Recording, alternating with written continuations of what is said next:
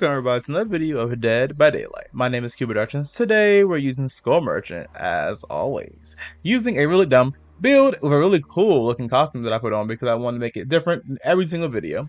So this build is focusing around vaulting windows extremely fast and getting benefits from vaulting. For using the perk Unbound, what the perk does, if a survivor is injured by any means, the perk will activate for 30 seconds, and once we vault a window, we get a 5% haste buff per 10 seconds. And it doesn't stack up itself.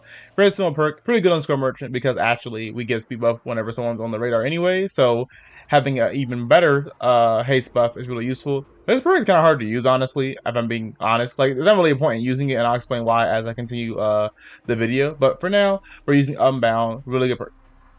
Dark Arrogance, where basically we automatically can vault windows faster by 25%.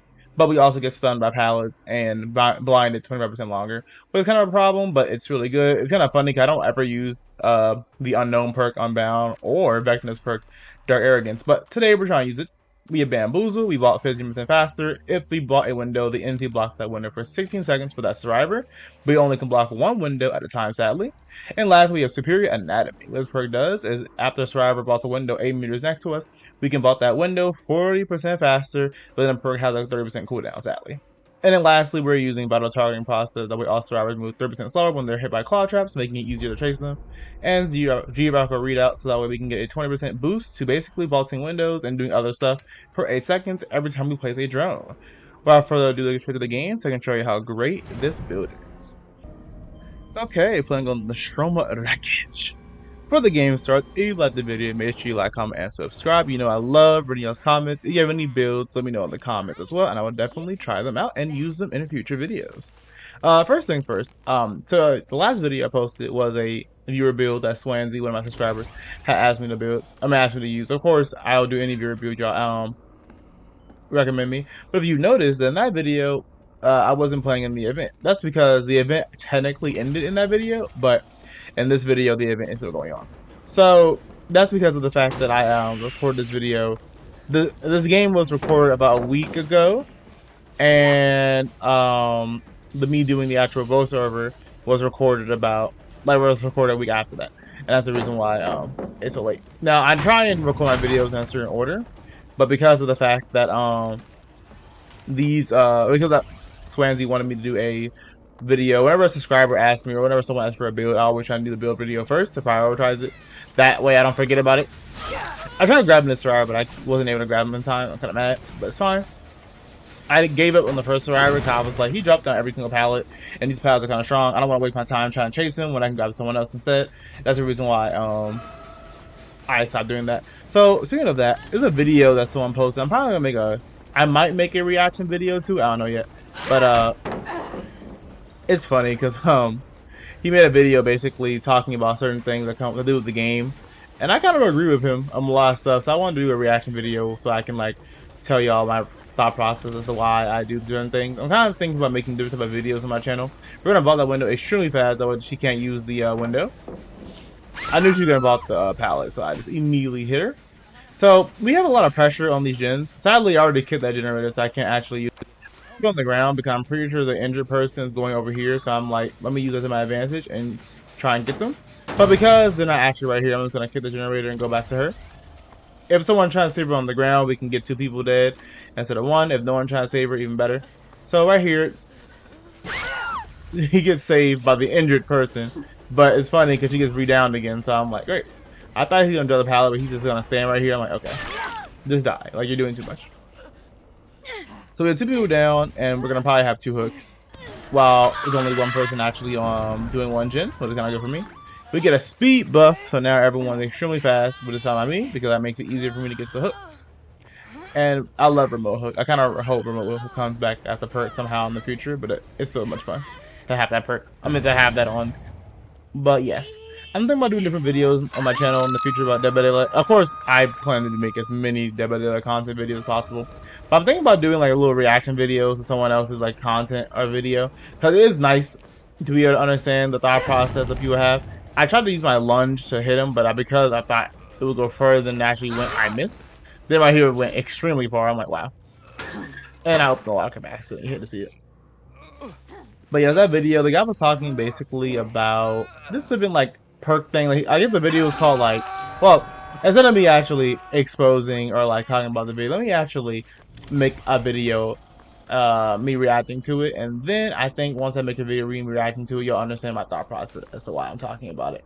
But anyway, let's focus more on the game. So right here, as you can see, every single survivor is now exposed. So I'm gonna use my untouchable stat effect to try and catch survivors off guard. And luckily for me, I actually caught someone with the exposed stat effect. That never happens. And we're gonna instantly hook them on a hook, and she's gonna scream so loudly. I'm like, okay. Then someone drops the pallet. I'm like, what are you doing? I think because they were scared they were gonna get into down, so they dropped the pallet immediately because they were like, I'd rather just not die. But it's fine by me because I already have basically 5 hooks, I think it is, or 4 hooks, and they only done 1 generator. It was kind of funny, but I'm gonna kill the generator. The reason why I made this vault speed merchant build, by the way, is because I was playing around with certain things, and I noticed that I have never used the perk Dark Arrogance, and I also never used the perk Unbound. 2 really interesting perks. Dark Arrogance is a really good perk, but the problem is it's only good on like certain killers. The problem with vault speed builds, the vault speed builds only work on killers that either already have naturally faster vault speeds than most survivors, or have innate ways to vault. Like for example, how Chucky can vault a window differently than other killers can do. And I'm pretty sure that also gets boosted by Dark Arrogance and by perks like Bamboozle. It'll make it not only last longer, but it will also make it so that way it'll make the window get blocked, but it'll also make so your vault is faster. So right here, we're gonna hook her. I'm so sorry I told you, but you died because you ran around in front of me, so you had to die. Perish. We're gonna go after this guy who I know is here because of the fact that my drone scanned him. Luckily for me, the last possible second my drone hit him, but it didn't matter because he made the window. So I should have knew he was gonna make the window and not swim right there, but I did anyway. Because my drone located him, I know that the drone timer is now automatically going to be what's it called? Reset. So I can put a drone right here. Sorry, not the drone. I meant to say that the claw trap timer will be reset because in case you don't know, if a survivor is claw trapped and they get scanned by a drone, the claw trap timer completely resets. What is really cool, and I like that a lot because it makes it really chasing survivors much better than before. Right here, I knew someone was over here because I heard footsteps, and also because of the fact that I had a feeling he's going to he's going to vault the window and then also block it from me. I'm like, wow, he really is using my build against me. It's kind of funny. But I'm gonna put a drum right here. He gets cloud trapped by complete accident. I'm like, yes. So I'm trying to slow him down, but he has too much immunity to my scanning. And luckily for me, this pad's already down. If the pad wasn't down yet, I would not have been able to down him because the pad's already down. I'm able to down him extremely quickly. And this girl is going to be really, really unlucky. And it sliced, even though literally, I don't think that should have hit at all. For some reason, the game was like, yes. And they gave me the hit. So because of that reason, everyone died. That was the fastest game ever. And it's so weird because I'm using a build that has no gem regression, no jolt, no surge, or anything like that. And I just destroyed them. Because Vault Merchant is the best score merchant ever. Which is so funny. So now I'm trying to find this last guy who I don't know where he went. But in the last second, I did see a little, what's it called? I did see a crow. So I know he's over here somewhere. And we're trying to, hook him on the closest hook possible. And luckily for me, it's right here. So right now he's hooked. The game is over. So yeah, that was the first game with this really dumb vault speed build. As you can see, it's not fast vault. It's actually pretty fast. I think it's actually maybe just as fast as Survivor's vault. Maybe it might be a little slower. But if we the thing is though, if we have Unbound though, we do get a speed buff. So basically we get like a live effect on our vaulting, which is kind of cool. Well, Scope Merchant is probably not that useful.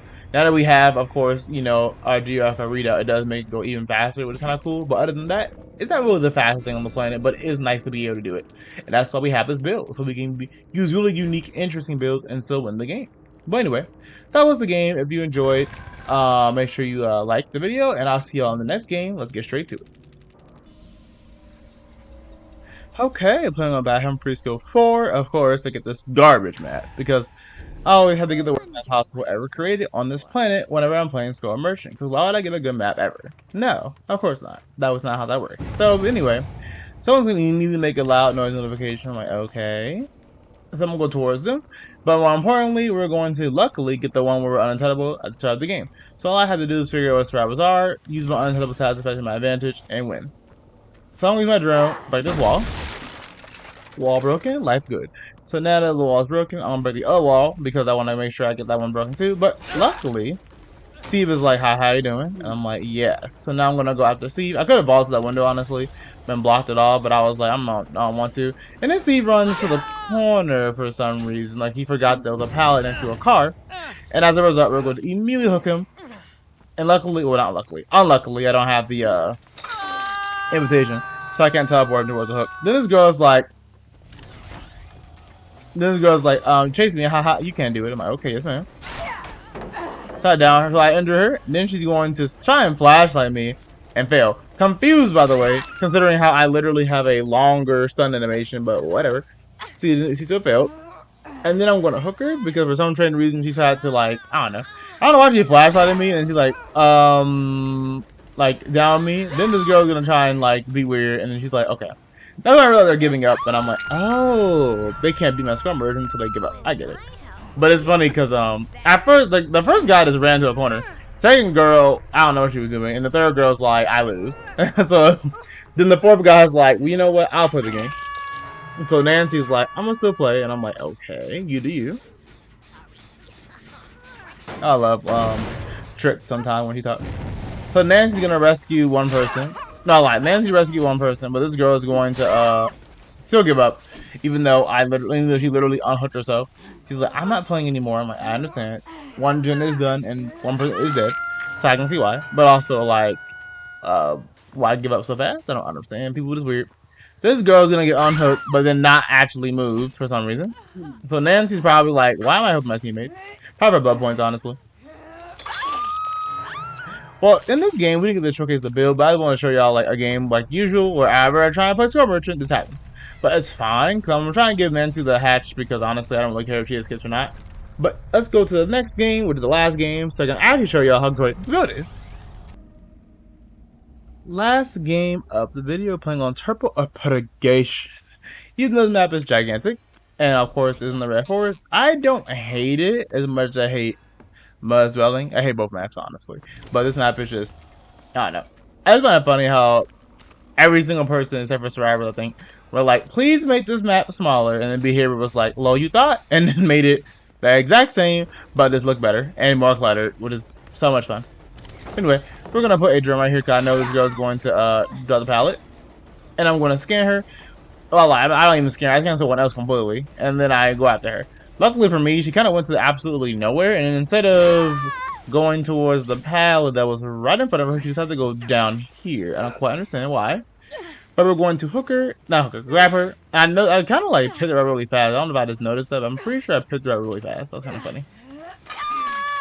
Immediately get a hook in the first 4 seconds of the game starting, but this rarely happens. And everyone goes towards this random gen right here, and luckily for me, we found Jake. And as a result, I'm gonna try and hook him.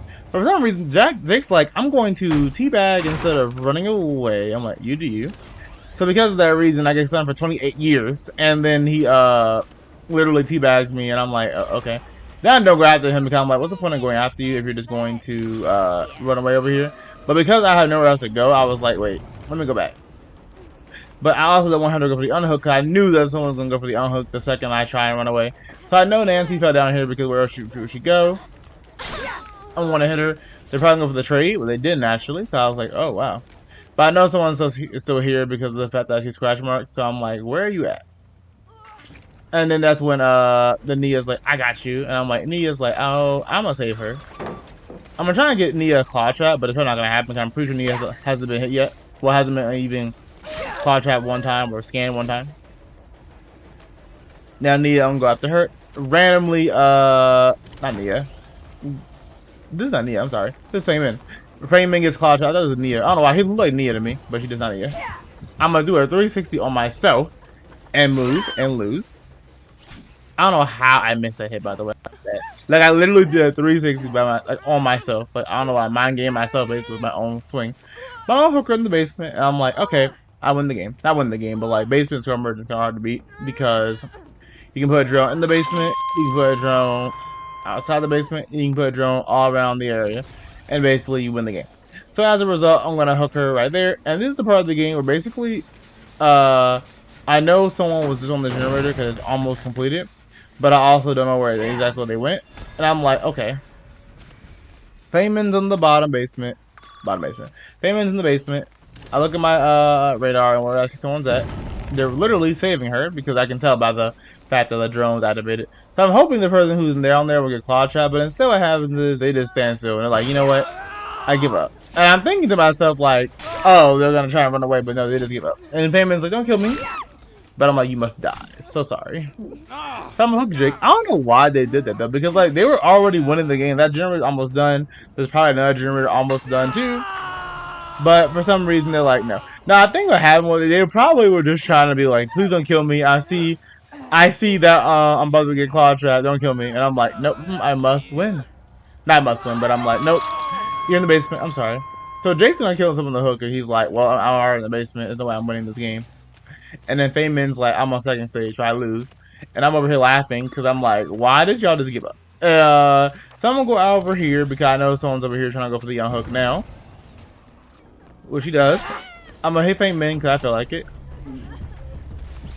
I'm gonna miss because I'm bad at the game. And also Jake died, so that's fun. And now I'm gonna hook Nancy because Nancy is in the basement. Feynman is claw trap, not claw trap. Feynman is was on my radar, and Feynman also is dead on hook and injured. So I'm gonna go after Feynman if I can. I'm surprised Feynman didn't try to give up, but she was like, I actually want to live.